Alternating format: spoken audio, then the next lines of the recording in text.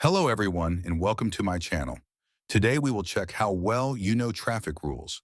I have prepared for you some interesting and slightly tricky traffic situation that any driver can face. So get comfortable, like this video, and don't forget to subscribe to the channel. And at the end of the video, write in the comments how many right answers you got. So let's start. In the picture, we can see a red car driving on a wide road. The road has two directions of traffic, and in the middle we notice a double solid line. This line is very important because it separates the flows of vehicles that move towards each other. According to the traffic rules, the number of carriageways depends not on how many lanes we see, but on whether there is a dividing strip between directions. Now the question is, how many carriageways does this road have? Possible answers. Answer 1, 1 carriageway. Answer 2, 2 carriageways. Correct explanation. Answer 1, 1 carriageway. This is not correct. Many drivers think that if there is no physical separation, like grass or a barrier, the road has only one carriageway. But this is a mistake, because the rules clearly state that a wide solid marking line in the middle also works as a dividing strip. Answer 2, 2 carriageways. This is correct. The double solid line is considered a dividing element, so in this case the road is split into 2 carriageways, one for each direction of traffic. This means that vehicles moving in opposite directions are strictly separated, and crossing the line is strictly forbidden. Final conclusion: the road shown in the picture has 2 carriageways. This example reminds us that not only physical separators, but also road markings, define how many carriageways a road has. The next situation is about priority at an intersection with a main road. In the picture we can see 3 cars, a gray one at the bottom, a green one on the right, and a dark one on the left. There is a yellow diamond sign on the roadside, which indicates the main road. Beside it, there is an additional plate showing the direction of the main road. It goes from the bottom to the left, meaning both the gray and the dark cars are on the main road, while the green car is coming from a minor road. Now let's look at the answers. Possible answers. Answer 1, give way to both cars. Answer 2, give way only to the green car. Answer 3, go first. Explanation. Answer 3, go first. Correct. The gray and the dark cars are on the main road, while the green car comes from the minor road. Vehicles from the minor road must always give way to traffic on the main road. This means the gray car does not need to wait for the green car and can go first together with the dark car, following the direction of the main road. Answer 1, give way to both cars, wrong.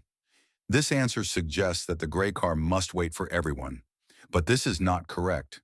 Since the gray car is also on the main road, it has priority over the green car. Answer 2, give way only to the green car, wrong. This option makes no sense, because the green car is not on the main road at all. On the contrary, the green driver is the one who must wait. Final conclusion: the green car is on the minor road and must give way. Both the gray and the dark cars are on the main road, so the driver of the gray car can safely go first. Next situation. In the picture, we can see a blue passenger car driving behind a large truck. Both vehicles are approaching a railway crossing, and we can notice the road signs that warn about the crossing ahead.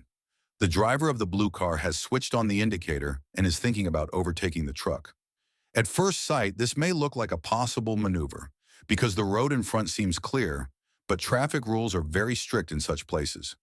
Question: how should the driver of the passenger car act in this situation? Possible answers.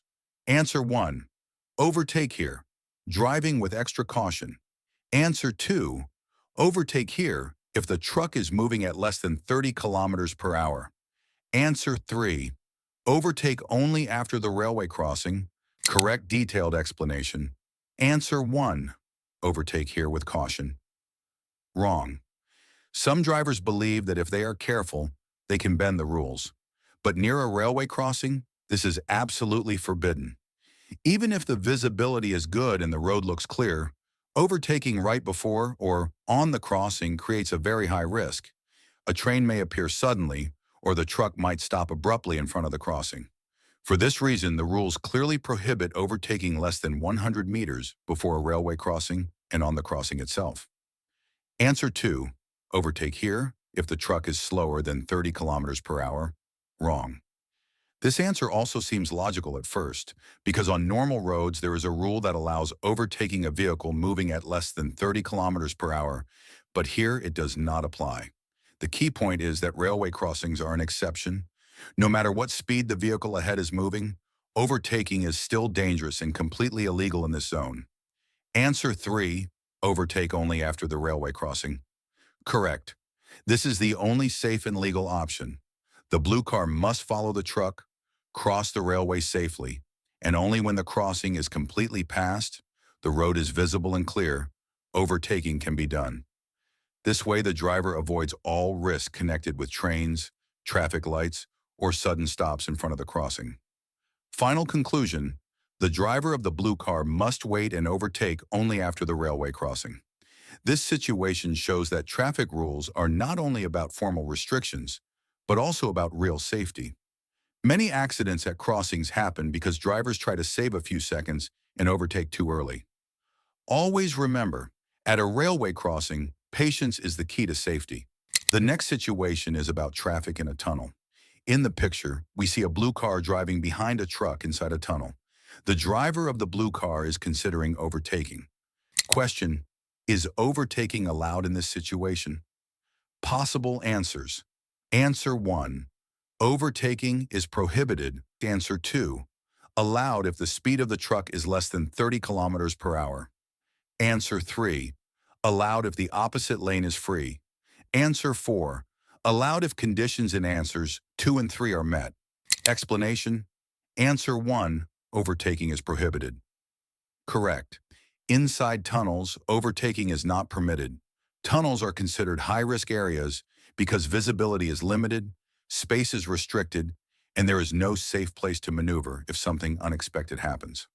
Overtaking here could easily lead to a head-on collision or block evacuation routes. Answer 2, allowed if the truck is slow. Wrong. Even if the truck is moving slowly, the rules do not allow overtaking in tunnels.